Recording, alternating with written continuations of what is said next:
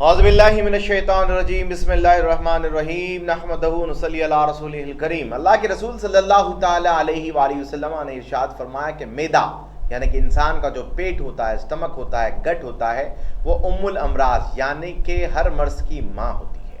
आज इस बीमारी के बारे में हम बात कर रहे हैं, उनके सिम्टम्स की तरफ मैं जाऊँ सबसे पहले, ताकि आपको रिलेट करने में आसानी हो कि आया आप उस बीमारी में मुब्तला है कि नहीं है। सबसे पहली चीज़ है पेट में दर्द रहना।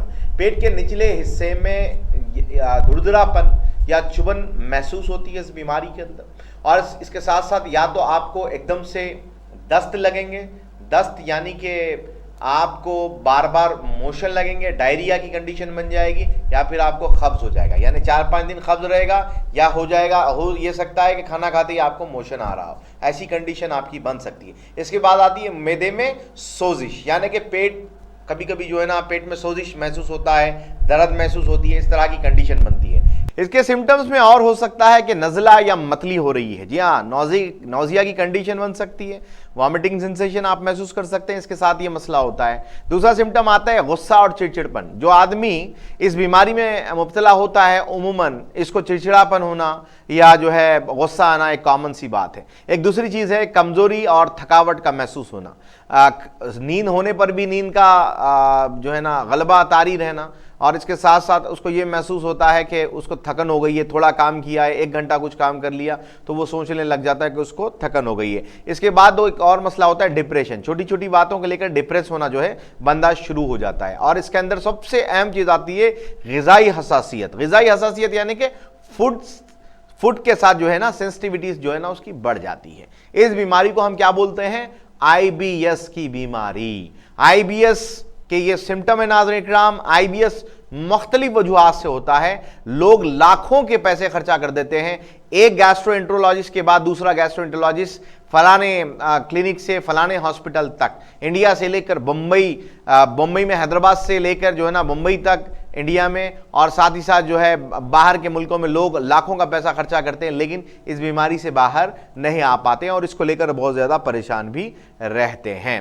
तो मैं आपको बताऊंगा IBS के कॉजेस, नॉर्मल जो कॉजेस है टॉप 10, उसके बारे में अर्ज करूंगा मैं। नंबर 1 कॉज कहलाता है जहनी दबाव। जो लोगों की जिंदगी स्ट्रेस में रहती है तो उनको उमूमन IBS का आगाज जो है वो इस शिद्दत को, स्ट्रेस वाली शिद्दत जो होती है उसको बढ़ा देता है। इसके साथ जो है ग़िज़ाई आदत यानी कि डाइटरी हैबिट्स जो होते हैं आपके, यानी कि चिकनाई वाली ग़िज़ाएँ खाना और बाज़ारों में मिलने वाले मसालेदार खाने खाना, रात की आधी रात को खाना खाना, और इस तरह की आदतों में जो लोग मुब्तला होते हैं। इसके साथ दूसरा मसला होता है जेनेटिक फैक्टर्स यानी कि जीनियाती अवामिल। जेनेटिक फैक्टर्स जो है, अगर ख़ानदान में IBS चलता आ रहा है तो उसमें बहुत ज़्यादा ख़तरा ज़्यादा होता है कि आपको भी IBS आएगा।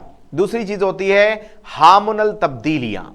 हार्मोनल तब्दीलियाँ ने ख़वातीन में जो प्रॉब्लम हो जाती है हैज़ के दौरान, जो हमल के दौरान IBS की जो अलामात होती हैं वो बढ़ जाया करती हैं। उमूमन लोग क्या कंप्लेन करते हैं कि साइकिल्स के टाइम पर मेरे पेट में दर्द होता है, जबकि वो दर्द साइकिल की वजह से नहीं होता है। मैंने कई केसेस में देखा है 12 साल से दर्द है, 15 साल से दर्द है, जब भी साइकिल आती है पेट में बेइंतहा दर्द होता है, कंट्रोल के बाहर होता है, 2 दिन तक जो है ना आराम करना पड़ता है। तो ऐसी कंडीशन में मैं एसिडिटी की IBS का जब ट्रीटमेंट करता हूँ तो समझिए आप, चमत्कारी तौर पर मैं आपको अर्ज करूंगा, ये लफ्ज़ इस्तेमाल करूंगा कि लोगों का जो दर्द है वो गायब हो जाता है।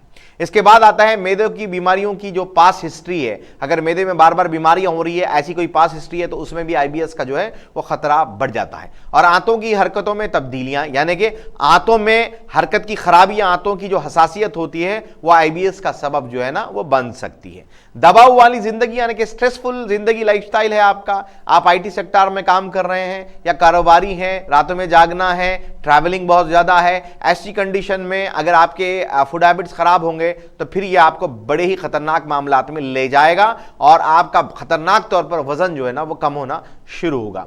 एंटीबायोटिक्स का जो ज़्यादा इस्तेमाल करते हैं, यानी कि सर्दी हो गई एंटीबायोटिक, बुखार आ गया एंटीबायोटिक, जो है ना थोड़ा सा 2 दिन बुखार रहेगा तो जाकर जो है ना एंटीबायोटिक ले लिया, गली में मौजूद किसी भी RMP को पकड़ लिया, वो जो है ना एक पूड़ी के अंदर जो है ना एक हरी गोली, एक पीली गोली, एक जो है ना ऑरेंज गोली, एक सफ़ेद गोली दे देता है। वो हाई डोज ऑफ एंटीबायोटिक होता है जिसका बहुत बड़ा नुकसान होता है। खुदा के लिए अपने आप को इससे बचाया रखें।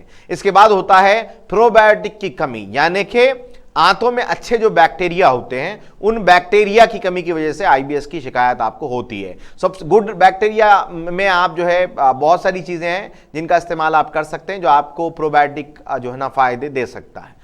और जो है इसके अंदर दूसरा मसला जो होता है वो लैक ऑफ फिजिकल एक्टिविटी, यानी कि एक ही जगह बैठकर आप काम कर रहे हैं, आपका प्रोफेशन ऐसा ही है जैसे मेरा है, तो इसमें भी आईबीएस की कंडीशन बन सकती है। तो दुनिया के मुख्तलिफ जगहों पर लोग जो है आईबीएस की बीमारी में मुब्तला रहते हैं और लोग बहुत परेशान रहते हैं। मेरे पास बहुत सारे केसेस दुनिया के कोने कोने से जो है ना ऑनलाइन मेरा जो ऐप है, जो अब माशाल्लाह से एप्पल स्टोर पर भी आ गया है। एप्पल स्टोर पर आप डॉक्टर नजम रेहान ऑनलाइन सर्च करेंगे आ जाएगा, और प्ले स्टोर पर भी डॉक्टर नजम रेहान ऑनलाइन सर्च करेंगे तो ऐप के जरिए दुनिया के किसी भी कोने से जो है आप अपॉइंटमेंट ले सकते हैं। तो उसी अपॉइंटमेंट के जरिए लोग बात करते हैं कि डॉक्टर साहब इस तरह की कंडीशन बन गई है, ये प्रॉब्लम आते हैं। फिर मैं कहता हूं आपका सोने का पैटर्न कैसा है, उठने का पैटर्न कैसा है, खाने के कितनी देर बाद आप पानी पीते हैं। तो उमूमन जो है ना खाने के फौरन बाद पानी पीने से ये बीमारी बहुत ज़्यादा खतरनाक तरीके से आपकी ज़िंदगी में आ सकती है। लोग पूछते हैं कि खाने के बाद पानी पीना क्यों मना किया गया है, तो उसकी वजह है नबी पाक सल्लल्लाहु अलैहि वसल्लम ने भी इसको मना फरमाया है, और बादाब्ता तौर पर हदीस में जो लफ्ज़ है वो वबा इस्तेमाल किया गया, यानी कि बीमारी को लाने वाला अमल है। तो अब जदीद मेडिकल साइंस ने भी इसको सर्टिफाइड कर दिया है। अल्लाह के रसूल की कही हुई बात झूठी नहीं हो सकती। आपका दर्द मेरा दर्द, मेरी बीमारी आपकी बीमारी झूठी हो सकती है, लेकिन अल्लाह के रसूल की कही हुई बात झूठी नहीं हो सकती। इसीलिए खाने के फौरन बाद नहीं, आधे घंटे के बाद पानी पिए, और खुदा के लिए खाने के साथ कोल्ड ड्रिंक का एहतमाम ना करें। आप लोग तबाही को दावत दे रहे हैं और अल्सर की बीमारी में मुब्तला हो जाएंगे और आईबीएस की कंडीशन में मुब्तला हो जाएंगे। इसलिए अपने आप को जो है इस बीमारी से बचा कर रखें। अगर आप में से कोई आईबीएस में मुब्तला है तो सबसे पहले सुबह का नाश्ता नींद से जागते ही 1 घंटे के अंदर करना सीख लें। रात का खाना इशा से पहले खाना सीख लें, और खाने से पहले पानी पिए, और खाने के बाद पानी पीना बंद कर दें। खाने के आधा घंटे बाद पानी पिए। अपने जो खाने पीने की चीज़ें उसमें मसाला जात जो बाजारू खाने हैं उनसे अपने आप को महफूज रखें। अगर इस तरह की बीमारी मुब्तला है तो 3 अद्वियात हैं जो मैं अर्ज करता हूं। हमारी तिब्बे गट कैप्सूल आती है, हमारी हलाल लेबोरेटरीज की तिब्बे गट कैप्सूल, 1 गोली सुबह 1 गोली शाम खाने से पहले। अरखे अजब, अरखे अजब क्या करता है, एंटीबैक्टीरियल एक्टिविटी होती है इस दवा की। ये खून को प्यूरिफाई भी करता है और मैदे में जो जरासीम मौजूद है खराब, उनको मारने में आपकी मदद करेगा। तो इन्फेक्शन है मैदे में तो उसको मारने की मदद करेगा। तो आप अरखे अजब का इस्तेमाल कर सकते हैं और तिब्बे गट का इस्तेमाल कर सकते हैं। इसके साथ बहुत इंपॉर्टेंट दवा है सवीखल बही। अल्लाह के रसूल सल्लल्लाहु ताला अलैहि वसल्लम की सुन्नत है सवीखल बही। सवीख जो है अल्लाह के नबी सल्लल्लाहु अलैहि वसल्लम जो है वो खाया करते थे, और उसके साथ बही का इस्तेमाल बेहतरीन जो है ना ये कॉम्बिनेशन है आपके मैदों की तमाम बीमारियों के लिए। जो बच्चे 6 महीने के हो गए हैं, माँ बाप जब मुझसे पूछते हैं कि मैं इनको क्या खिलाऊं, मार्केट में मिलने वाले मुख्तलिफ बेबी फूड्स जो है वो खिलाऊं या ये खिलाऊं, मैं कहता हूं ये खिलाएं, आप इसका फर्क देखेंगे। तो लोग आकर बताते हैं कि ये खिलाने के बाद हमारे बच्चे का जो पेट का मसला था वो ठीक हो गया डॉक्टर साहब, हमारे बच्चे को 6 महीने लगातार सर्दी हो रही थी वो कम हो गई। तो आप इन चीज़ों का इस्तेमाल कर सकते हैं, इंशाअल्लाह ताला आपको जरूर शिफाए कामिला आजिला हासिल होगी।